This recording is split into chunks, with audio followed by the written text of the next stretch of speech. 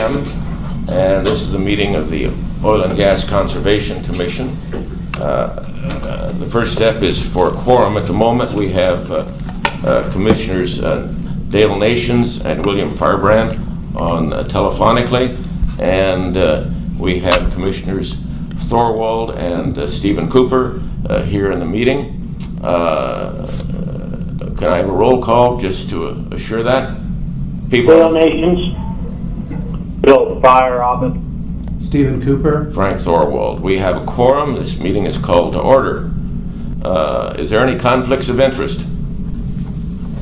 Hearing none, we'll move forward. Discussion and consideration of the public meeting minutes and the for October 26th. Is there any changes? Any discussion? Yeah, I have a question. The latest versions I have of the minutes are draft versions, and I want to be sure that there was a correction on the second page of the October 22nd meeting minutes. I called it in to Dennis, and he sent out an email to everybody. Dennis, was that correct? I did make those corrections. I've forgotten if I sent an email with the corrected. I think I sent an email just summarizing the corrections. They weren't. But that is in there. Yeah, I made those corrections verbatim as you pointed out. Well, I move for the approval of the October 22nd public meeting minutes as corrected. 22nd or 26th? 26th. 26th, I'm sorry. Thank you, Dale. Do we have a second? Yeah, this is Bill, and I saw those corrections, and I second the motion. All in favor say aye. Aye. Aye. Aye. Aye. Motion carries. Moving on. Jurisdictional. Hold on. Yes. Commissioner Thorwald, there's three separate public meetings. One's public meeting, two are public hearings. Do we want to approve the notes for Cobalt and Triumph, please? Yes, sorry, thank you. Oh, no problem, thank you. The discussion on the public hearing for Cobalt Group, is there any comments or discussion on those minutes?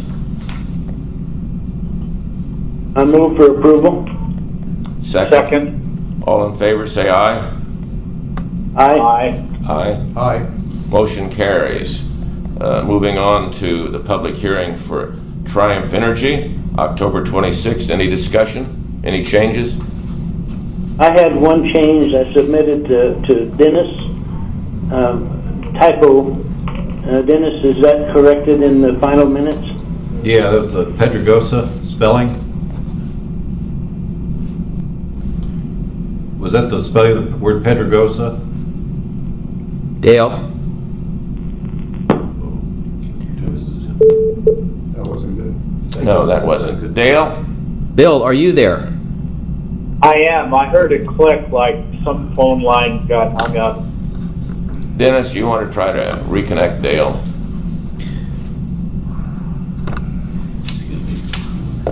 I'd indicate that we still have sufficient numbers for a quorum. However, we can make arrangements to see if we can get Commissioner. Perhaps we should use a separate phone, otherwise we may lose the other one. Well, I can call him back then if that happens. Bill, I'm not going to deliberately drop your call, but if we get dropped, I'll call you back. Yep. I'll wait for the call. I'm thinking. Well, don't hang up. I think I can work this out. Just don't hang up yet. No worries. Okay. Stand by. I'll see where it's staying. Is wagering allowed in the road? No. I know, just the You know which way karma that comes from it would be bad. You know which way I'm betting, don't you? I'm not even going to guess. I think I'll agree with both of you. Hello? Dale, it's Dennis again. Something happened. Yeah, somehow we got cut off. I don't know why. Okay. Bill, are you there? I am. Dale, are you there? Yeah, I'm there. I'm here now. She's All right. taking a long shot. Yeah. Dennis, you've gotten very good at that. All right, so we're back to the vote on Triumph. Dale, Dennis said that was added, changed. Okay. Do we have a motion to accept those minutes with the changes for October 26th public hearing of Triumph Energy? Also move. Second? Second. All in favor say aye. Aye. Aye. Aye. Aye. Motion carries. We can move on to item 3 on the agenda. The item 3 is AZOGCC, jurisdictional issues on lands other than the private lands. Dennis, do you want to give us some background on this? We just lost one. Oh, no. Dale, are you still there? Bill, are you still there? I'm here. Looks like I won. Y'all may think this one. Do you have a cell phone number for me? He has a cell phone and he has a landline. Which line have you been calling into? I've been calling on his landline, Okay. 520-395-0201. What's the prefix again? 520. Hello? Dale? Yeah, I had to go get another handset. I Okay. think there's something wrong with that telephone. Okay, well, I've got you on It a, should be all right now. okay, I've got you on a separate cell phone. That way we can just keep going. That way we're not worried about dropping you again. I'm gonna move you by the microphone.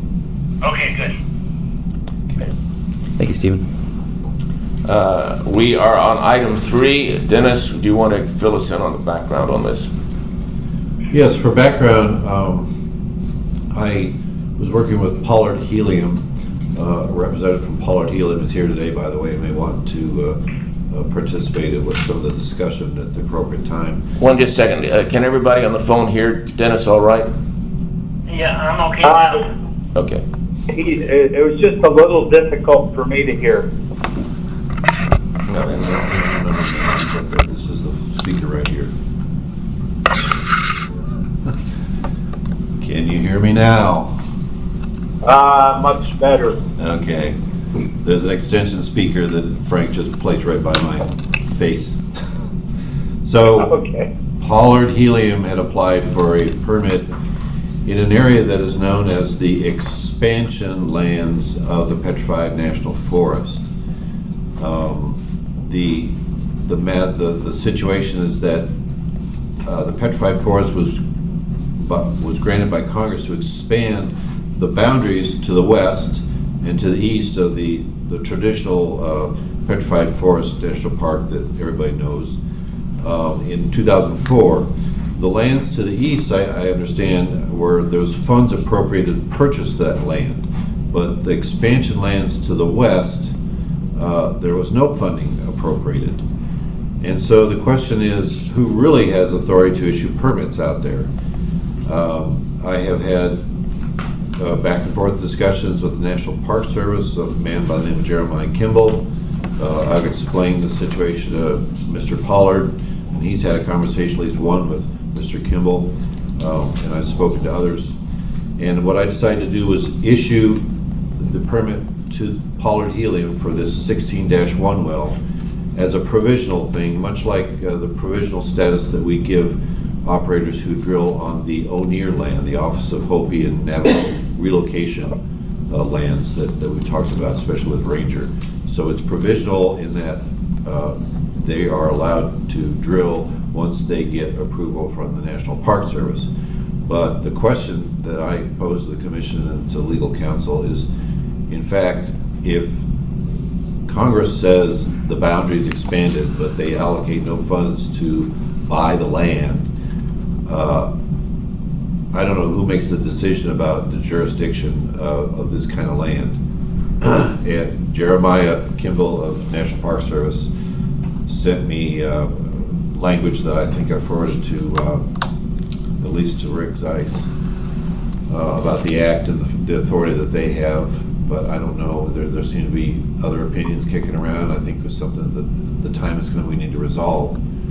Before we get into that, I want to just add that there's 3 other items here that are also about federal land in our jurisdiction, but the real thing we need to resolve as soon as possible is the National Park Service authority on this expansion lines where Pollard and maybe I other. can barely hear you, Grant.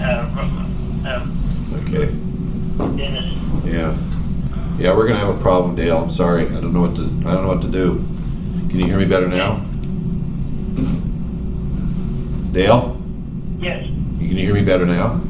Yeah, I can hear you now. Okay. Do I need to repeat any of it, or are you pretty much following along?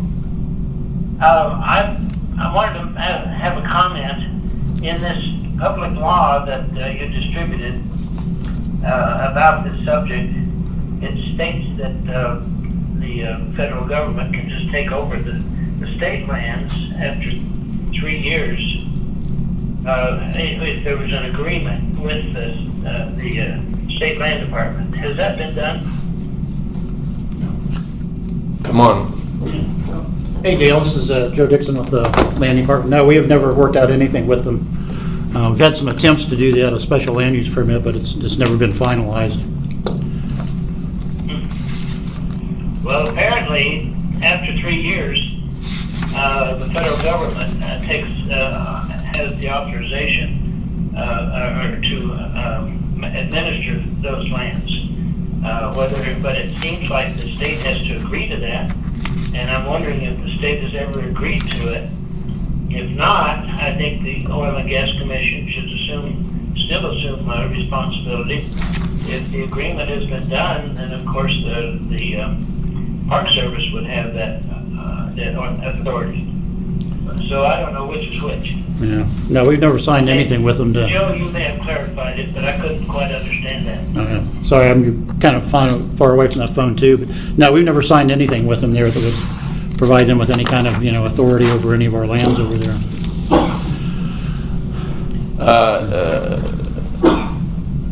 Dale, let me.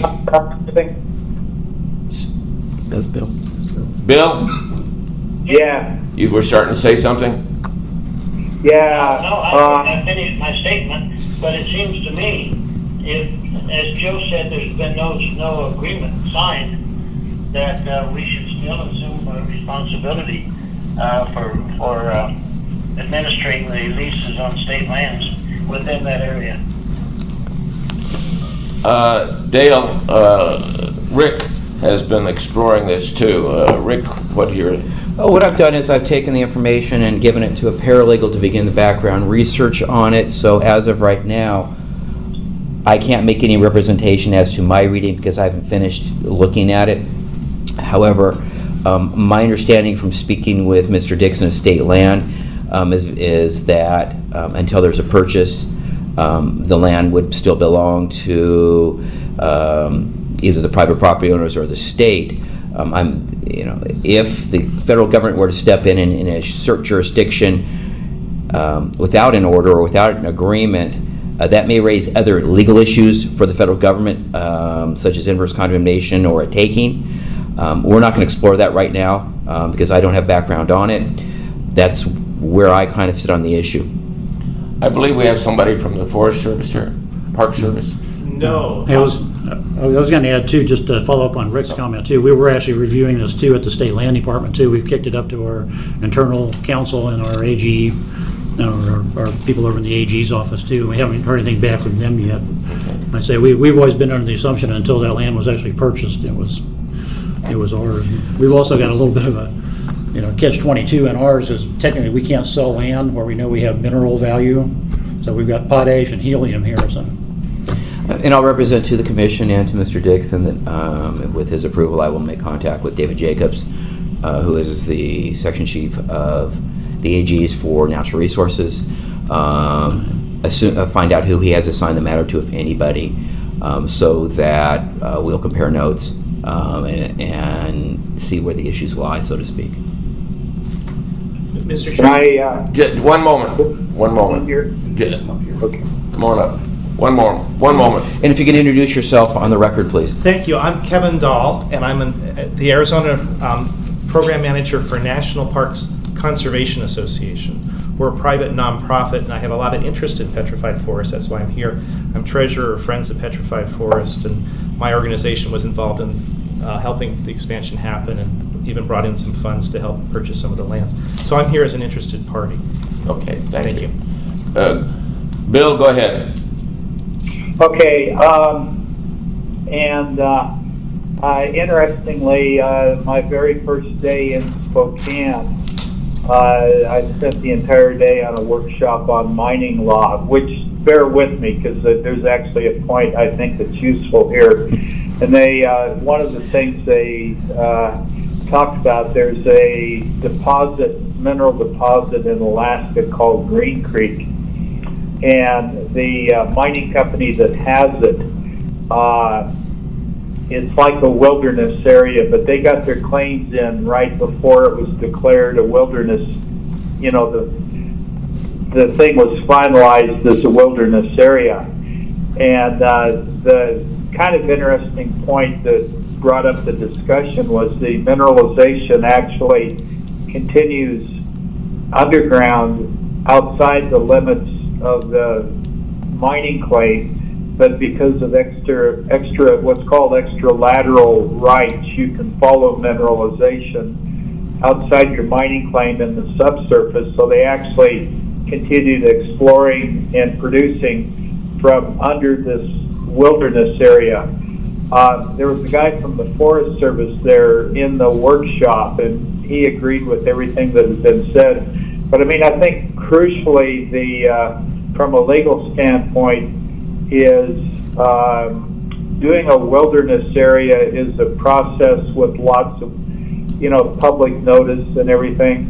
Before it was actually finalized, the mining claims were put in, and so the mining claims predate the wilderness area, and therefore they're following this mineralization under the wilderness area is legally the way to go, because it predates the wilderness area. And I would look at that at this thing, that until that land transfer is taken care of, it's not. You can talk about it all you want, but until the actual transfer takes place, we have to go with the ownership as it is right now. That's my comment. That would be my comment. And that's what I'm recommending. Yeah, add something. I think we should table this issue. Wait. Until we get legal decision from Rick. Need to point out something. Dale, commissioners, my perspective is as well that we wait, table it until our next meeting, which we hopefully will have advice from legal counsel on this, and they will have coordinated with the federal government. And with state land. And state land. And Dennis had a comment on it. Yes, and I don't want to steal thunder from Mr. Pollard if he wants to add something to it, but it's my understanding Mr. Pollard has had a conversation with Jeremiah Kimball of the National Park Service, and the National Park Service is barreling ahead and saying, Mr. Kimball, Mr. Pollard, you need to submit probably already existing documentation that he gave to state land to the Park Service, and we will give you, I guess they call it an operational permit or something. And then at that point, you can proceed with your plans. But it will still need to go through a NEPA process, according to Jeremiah Kimball. And that's the fly in the ointment. And Mr. Kimball has told Mr. Pollard that he can look forward to a 6-month wait or more before he'd be allowed to drill. So I would say that time is kind of the essence. It's the guys at the altar here, and Brian's running away. So we have comment from Mr. Pollard. If Mr. Pollard can introduce himself, please. My name is Josh Pollard. I'm with Pollard Helium. My main thing is just to be right legally in this. Obviously, it's 900-pound gorilla you'd be punching in the face. So I want to make sure my company's right before we do anything. So he said specifically oil and gas. Federally, I believe oil and gas only applies to hydrocarbons. So I don't even know if helium would actually fall into that realm. No. It'd be like potash. Yeah. Same type, so I don't even think You're it's billing still for has healing, material. basically. Yeah. I can have some clarification on that Yeah, from my sorry. understanding. No.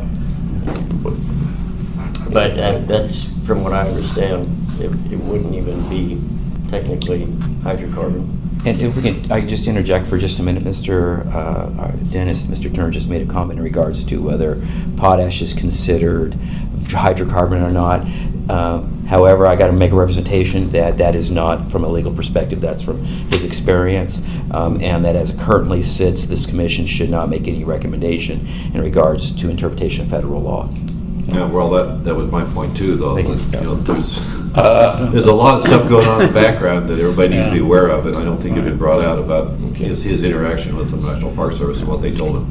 Now, potash is clearly a mineral, that's a, Can I make a comment? Go ahead. Okay, this is Bill. Just a brief comment. This is off the top of my head, but potash is a leasable mineral. yeah. It's not like copper, gold. It's not like helium. It's not. In other words, I stake claims for copper or uranium or something. I have no right to the potash because potash legally is a separate thing that you lease from the federal government.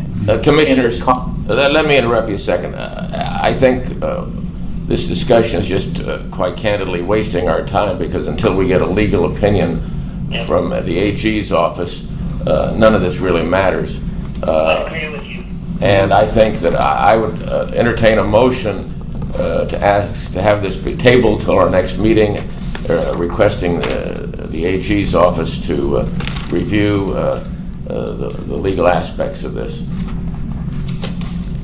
Second on the motion? Do I, do I? I'll second. Okay. All in favor of that motion, say aye. Aye. Aye. Aye. Aye. That matter has been tabled to until our next meeting. Mr. Chair, Yes. when legal counsel comes back to us, at the next meeting, I would like to have some clarification about the permit that Mr. Turner's recommending, and basically what effect that would have if there are claims in the federal realm with regards to jurisdiction. I want to make sure that we're not I'd like to move the matter along, but I would also like to make sure that I'm not making the situation worse for all parties than it already is. We will, Commissioner Cooper, we will keep that in mind when we're going through. Thank you. I would also, Frank Thorwald, Commissioner Thorwald, I would suggest that you coordinate with the Land Department's legal counsel as well. That is what I'm going to do. Okay, moving state and federal jurisdiction on National Park Service lands, that all of this ties together, so that'll be all moved. Item 4, public meeting protocol. The commissioners will discuss and possibly vote on public meeting protocol. Dennis, do you want to talk to us about this? Item number 4. This pertains to, I guess you could say, a formal establishment of a time limit for members of the public to speak. And if there are a group, the total number of minutes for the group to be allowed to speak, so it didn't exceed, I think it was 10 minutes for a group or something, and then the 3 minutes for an individual is per subject. I'm having trouble hearing now. Just a second. Dennis, I would refer people to note number 2 of the agenda. I believe you discuss it there. Okay, Dale, do you have note number 2 on your?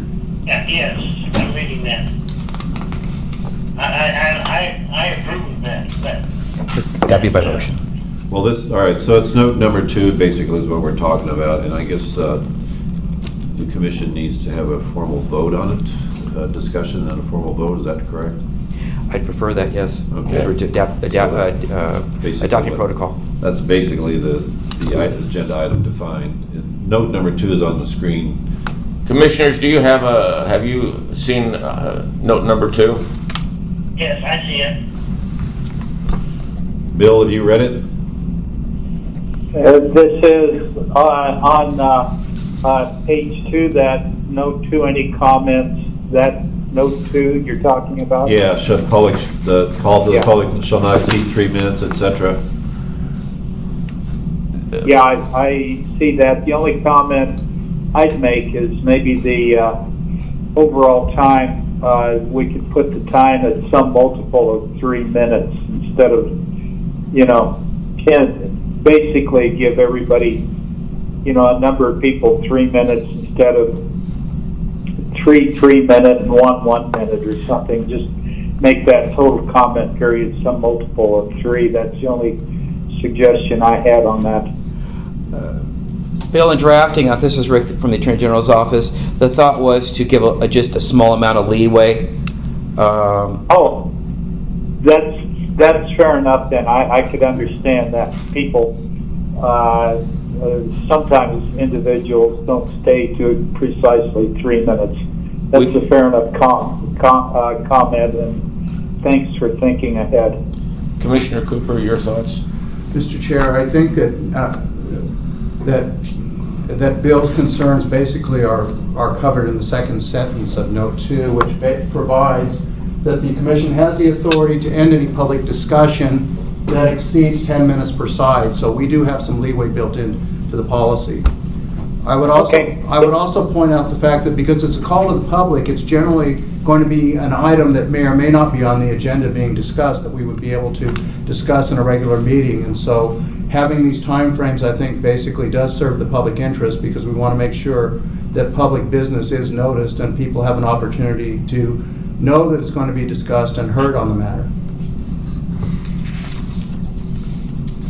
This is Rick Zeiss from the Attorney General's office. As a brief review, if someone begins speaking during public comment, public meeting law would not allow the Commission to join into the conversation since it wouldn't be properly noticed, but instead, at the request of any of the board members, it would be placed on a subsequent agenda so that the public has sufficient notice and ability to be heard in regards to the comments. Do I have some, Commissioner Cooper, would you make a motion on that? Mr. Chair, I would move to adopt the public meeting protocol as set forth in note number 2 to our regular meeting agenda of December 7th of 2018. I second that motion. All in favor say aye. Aye. Aye. Aye. Aye. The motion carries. That is now part of our meeting protocol. Moving on to item number 5, report by the Oil and Gas Commissioner, Administrator. Hold on a second. Dennis, do you want to go ahead? All right, Bill, Dale, can you hear me okay now? Yeah, I can. Yes. Yeah. All right. So the first item there is approval date versus issue date. This is just to clarify and make sure that I'm on the right track. I've had conversations with Mr. Zeiss that leads me to believe that I am. But when we have hearings and operators are requesting spacing exceptions and the Commission approves them, typically they've been on Fridays. I also follow up with a letter, and the letter is of course not dated the same day as the Commission's voted to approve it. The rule says that an operator has 180 days to drill the well from the date of approval. And I've been counting the date of approval as the Friday meeting date when the Commission's voted to approve a spacing exception or a multiple zone completion or whatever it is that requires a public hearing on. And I just wanted to clarify and see if there was any question about that, for the benefit of the public also, that they may get a letter that says you're approved and the effective date is December 7th, 2018, but the date of my letter might be December 13th, and your expiration date is 180 days from December 7th, not 180 days from December 13th. Most of the time these folks are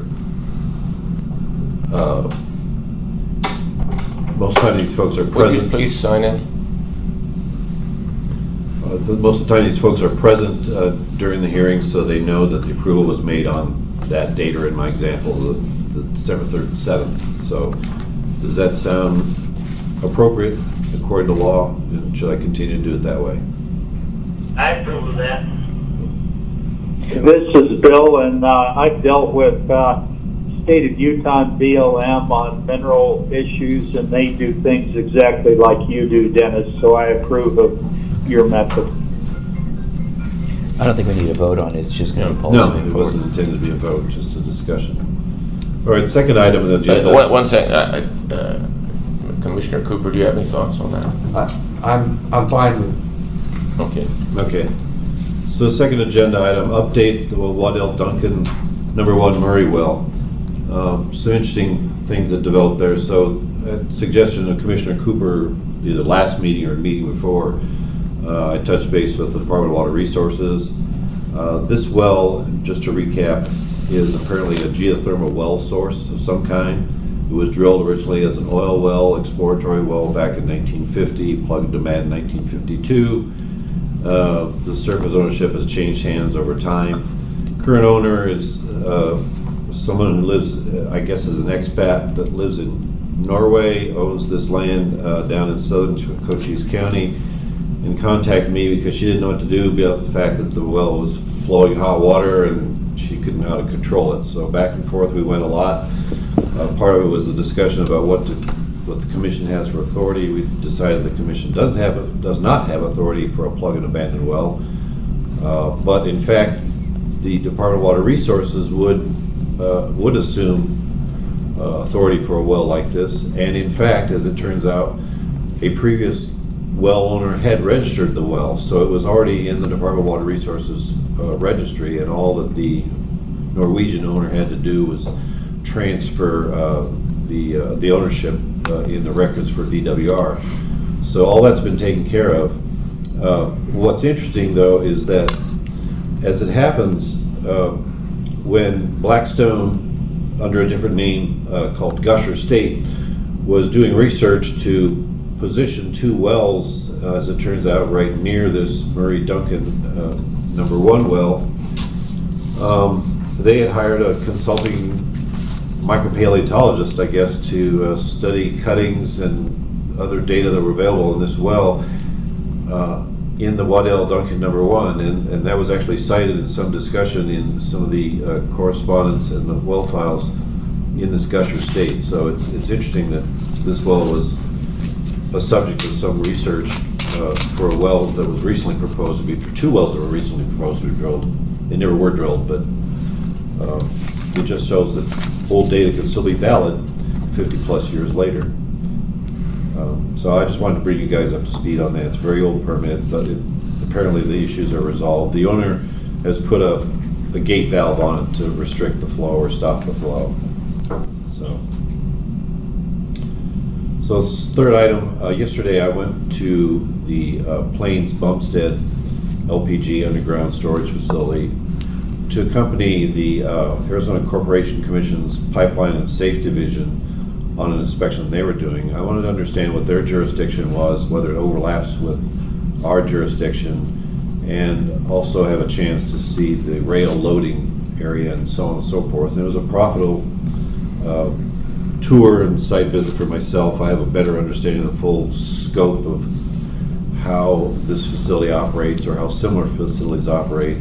The other thing I learned, and I don't remember if I've mentioned this to the commission in the past, but the other thing I learned is that, as it happens, as you know, we have two LPG facilities in the state, and I would just logically assume that since they're both constructed the same way, handle the same materials in the same manners, that both would be under the authority of the Corporation Commission Pipeline and Safety Division for the same things, but in fact they're not. And the reason that Plains is subject to authority and inspections because they are next to or on land that has access by the public. Adamana, the other LPG facility up in southern Navajo County, is 5 miles south of Interstate 40, literally in the middle of nowhere. There is no nearby public access or activity or anything like that, and for that reason, apparently the Pipeline Division doesn't have authority to do any kind of inspection up there. I'd wondered about that, and I finally got that answer yesterday. So I don't know all the other authorities and regulators that these two facilities are subject to, but I understand better the scope of our authority and other state agencies' authorities as well. So it was a profitable meeting and tour. Upcoming permits and inspections, I'm still hoping to do some as wells get spudded. I have to catch up with Ranger and find out what they're going to do with some of the wells that were permitted earlier. Other inspections might include some wells that have been shut in or plugged and abandoned that I want to have a look at. Weather permitting, hope to do that either later this month or sometime into January. And finally, rare earth exploration is going to be seeking a spacing exception for a new well that they would like to drill. They're not sure, nor am I, that we can get all the materials available and ready for the commission so that we can have a hearing on our next meeting date in January, which I believe is a Friday of January 18th. And so I wanted to ask the commission if they would be okay with, we'd just do it by telephone, I guess, another Friday that might be later in January to have a hearing for their spacing exception to make sure that Rare Earth hasn't gone through this before, so they need a little more hand-holding by me to make the applications complete. And I'm asking the commission if they'd be receptive to considering having, I'm not guaranteeing it's going to have to be this way, having a hearing date that might be latter part of January. Probably a Friday is what I would pick. So This is Bill, I'm okay with. Instead of January 18th, it might be January 5th or something like that, or, you know. I would just patch you folks in by phone for the most part. Frank could be here. Gentlemen, this is Rick Zeiss from the Attorney General's office. My suggestion would be, certainly that is available under the law, but if they are going to provide a presentation, that they provide any of that presentation, such as a PowerPoint, within a group of days before the hearing. Oh, sure. So that it can be circulated to each of the commissioners, yeah, who can use the presentation materials and to follow along on the telephone, so that we do not disrupt the flow of information, and it has some great similarity to being in a meeting altogether. Right, and I failed to mention, but I'm definitely going to follow the pattern that we followed with the Arizona Energy Partners and their type of submittals, and Ranger Development and their types of submittals. So definitely that gets done in advance. I'm just not sure with the holidays and other activities if I would be able to meet all those requirements and have sufficient time for a hearing on the 18th of January. Commissioner Cooper, your thoughts? I'm not receptive, but I'll make it work. And then also, does the commission prefer that folks like Rare Earth or any other operator appear in person before the commission to make a presentation? Or can they be on the phone? Rare Earth is headquartered in the Dallas area, I believe. Yeah. As long as, this is Dale, as long as they make a presentation, like a PowerPoint presentation with information, then I'm okay with them just being on the phone. This is Rick Zeiss from the Attorney General's office. My concern is that on the telephone, you may not have the same amount of information that transpires across the table with someone in person. However, that's just my thoughts. I look to the rest of the commission to determine how to proceed. Go ahead. Mr. Chair, my only concern is we need to have a way to make sure they are who they say they are. I have run across occasions in my practice of law where I've had courts tell me that they've had telephonic hearings and they've had people testify telephonically, and it turned out later they were not actually the people who they say they were. And so I would just want to make sure that we have some way of verifying it, because I don't know, a Skype presentation, if we have the capability of doing something like that, would be there. But honestly, if they want these permits, I think I'd want to come to Arizona to get them. Yeah. I backed off on what I said. I'd like to stick with our current procedures. Let me add that Rare Earth has not indicated that it's a hardship for them to travel to Arizona. They just wanted me to ask you the question.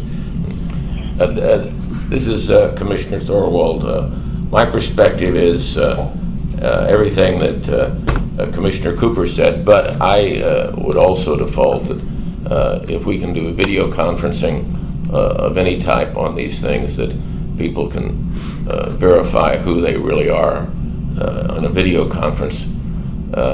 So I have no problem with a video conference if that's technically capable. And they provide the information to us up front. This is Dale again. I think we're wasting our time on this. I think they should appear and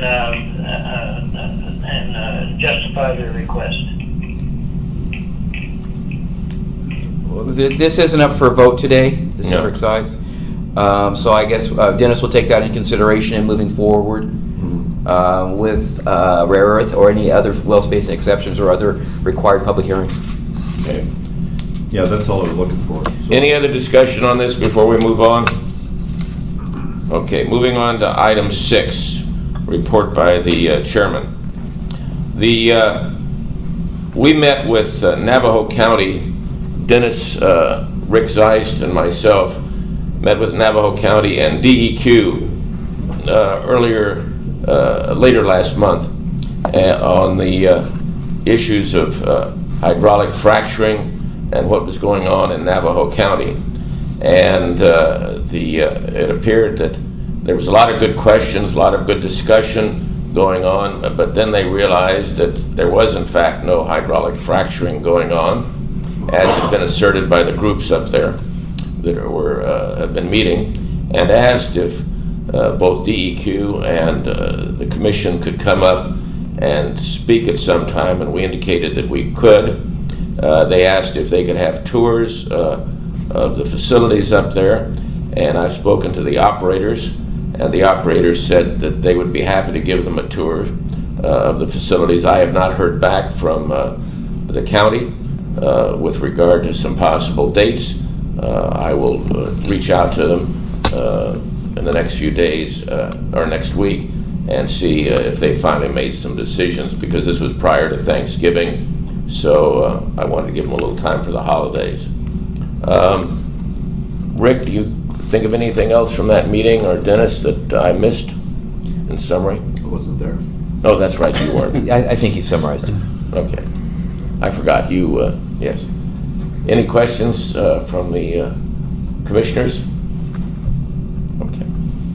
Moving on to item 7, legislation affecting the Arizona Oil and Gas Conservation Commission. Has anybody heard of any? I haven't seen any. Okay. Hearing nothing, let's move on. Call to the public. Is there anybody that would like to speak? I would, yes. Joe Dixon with the Land Department. You're talking about legislation. We've got one issue in our oil and gas leasing regulations we've been trying to get changed for years, and that's the ability to open and close oil and gas estate up there, which right now we can do, but it requires that we convene this commission of 3 people, which is the governor, the attorney general, and I think what used to be, or what is now or was Mary Polton's position down at the University of Arizona. So we're trying to we would like to get that changed to just be able to close oil and gas estate like we do minerals or surface. You know, just basically the decision based on the best interest of the state or the state land department. So, we've got some language in mind. We've just been looking for somebody in the industry to maybe help sponsor it with us. So if we could get that out, so there you go, Josh. Anybody else that would like to? Mr. Chairman, I'd like to make a couple comments. Come on up, introduce yourself. This is James Ballard, and I guess I have one question involving the very complicated national park extension. We can't answer questions during this exchange. Don't want you to answer, just to take note and perhaps answer in the future.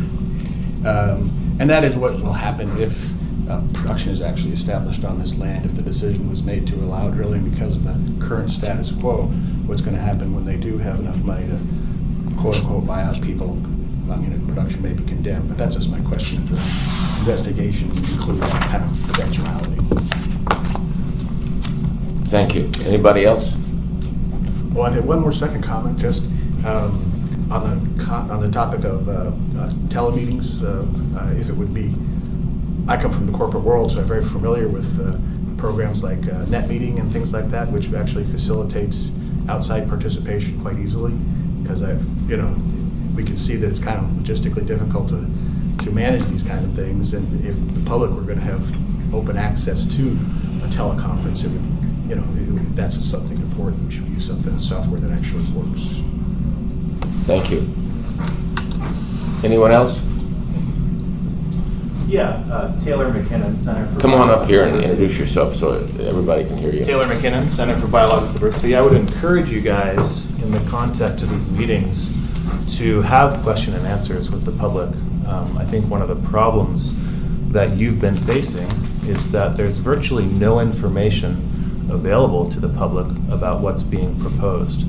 The BLM has entirely circumvented NEPA on their oil and gas leasing up in Navajo County, and there's little beyond the fact sheets that ADQ has provided, which are accessible to those who now know how to get it on the website.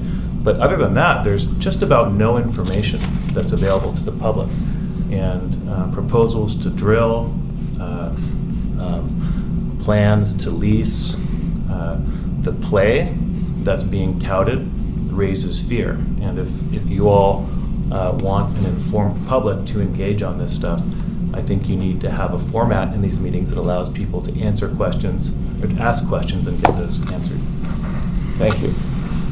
Anyone else? Okay, moving on. Review and consider future agenda items. Is there anybody that wants to suggest any commission, anybody, any future items we need to discuss? Okay, moving on from that. Any announcements?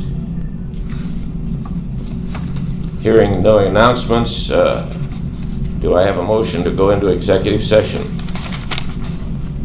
I so move. Second. All in favor, say aye. Aye. Aye. Bill, did you say aye? I did. Aye, and I say aye. We are now in executive session.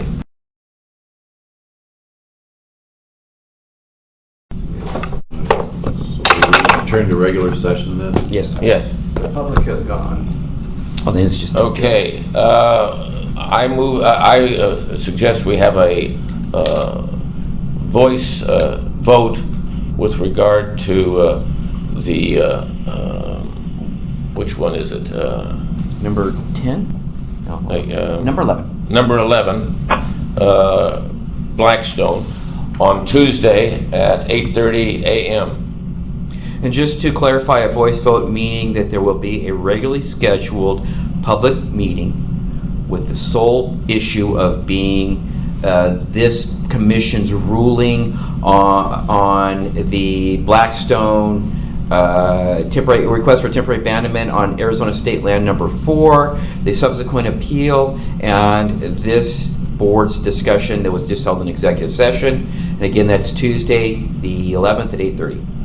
And Mr. Turner will provide a public notice, appropriate public notice. Motion for adjournment. Motion for adjournment. So moved. Seconded. All in favor, say aye. Aye. Aye. Aye. We're adjourned. Thank you, gentlemen. Have a Thank good you. weekend, everyone. Okay, thank you.